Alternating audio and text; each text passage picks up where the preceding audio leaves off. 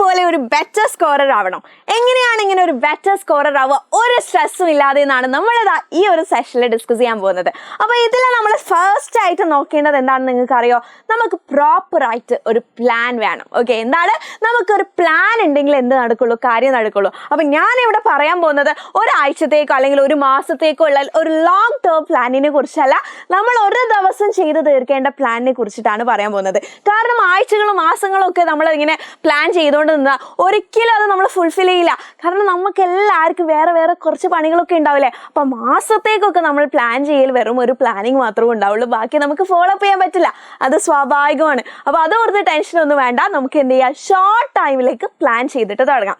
Okay, അപ്പം planning ചെയ്യുമ്പോൾ നിങ്ങൾക്ക് ഫസ്റ്റ് ഒരു ലക്ഷ്യം വേണ്ടേ? നിങ്ങൾക്ക് എന്ത് വേണം? ഫസ്റ്റ് ആയിട്ട് ഒരു ഗോളാണ് ആവശ്യമുള്ളത്. ഒരു ലക്ഷ്യം, ഒരു ഗോളാണ് നിങ്ങൾക്ക് ആവശ്യമുള്ളത്. അപ്പം നിങ്ങളുടെ ഗോൾ എന്തായിരിക്കണം? ഇപ്പം നമുക്ക് ബെറ്റർ ആയിട്ട് സ്കോർ ചെയ്യണം എന്നാണ് നമ്മുടെ ലക്ഷ്യം അല്ലേ? അപ്പോൾ അതിന് വേണ്ടിയിട്ടുള്ള ഒരു ഗോൾ നിങ്ങളുടെ എന്തായിരിക്കണം? യെസ്, ഇന്ന് ഞാൻ എന്താണ് പഠിക്കേണ്ടത്? അത് നിങ്ങൾ ചാപ്റ്റർ ആണോ പഠിക്കേണ്ടത്, അല്ലെങ്കിൽ റിവിഷൻ ആണോ നടത്തേണ്ടത്, അല്ലെങ്കിൽ ടെസ്റ്റ് പേപ്പർ ഡിസ്കഷൻ ആണോ നടത്തേണ്ടത്? നമ്മൾ എന്ത് ചെയ്യുക? ഇങ്ങനെ ഈ ഒരു തരത്തിലുള്ള ഒരു ഗോൾ സെറ്റ് ചെയ്തിട്ട് വെക്കാം. Okay, so the next thing is നമ്മൾ എന്ത് ചെയ്യണം? ഒരു ഗോൾ സെറ്റ് ചെയ്യണം. ഓക്കെ, അപ്പോൾ ഗോൾ സെറ്റ് ചെയ്ത് മാത്രം അവിടെ ഇരുന്നാൽ മതിയോ? പോരാ. പിന്നെ നമ്മൾ എന്താണ് ചെയ്യേണ്ടത്? നമ്മൾ യൂസ് ദ 25 റൂൾ. അതെന്താണെന്ന് അറിയോ? ഈ ഒരു 25 റൂള് നമ്മളെ റൈറ്റ് ഡയറക്ഷനിലേക്ക് എത്തിക്കും. നമുക്ക് ഈ ഒരു ബെറ്റർ സ്കോറിൽ നിന്ന് നമ്മളെ ലക്ഷ്യത്തിലേക്ക് എത്തിക്കുന്നത് ഈ 25 റൂളാണ്.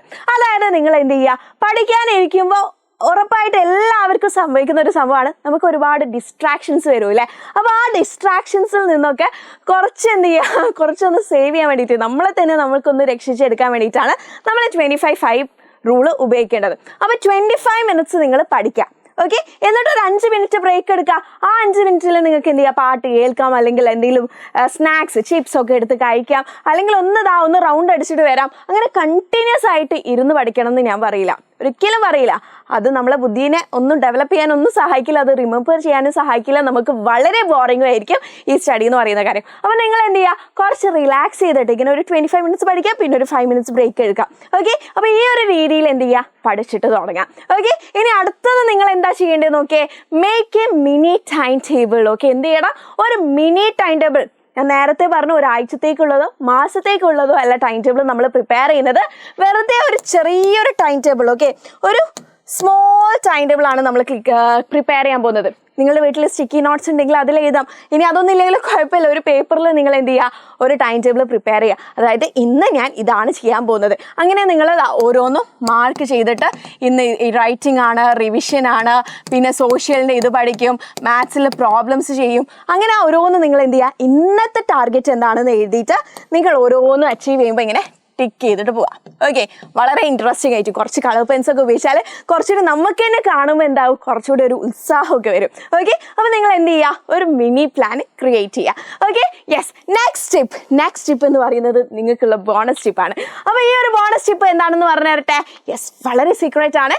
നിങ്ങൾ എന്ത് ചെയ്യുക? ഒരു ദിവസം ആദ്യം പഠിക്കാനിരിക്കുമ്പോൾ ഫസ്റ്റ് തന്നെ നമ്മളെ ബ്രെയിൻ ഏറ്റവും കൂടുതൽ വർക്ക് ചെയ്യുന്ന ടൈമായിരിക്കും ആ ഒരു ഫസ്റ്റ് പീരീഡ് എന്ന് പറയുന്നത്.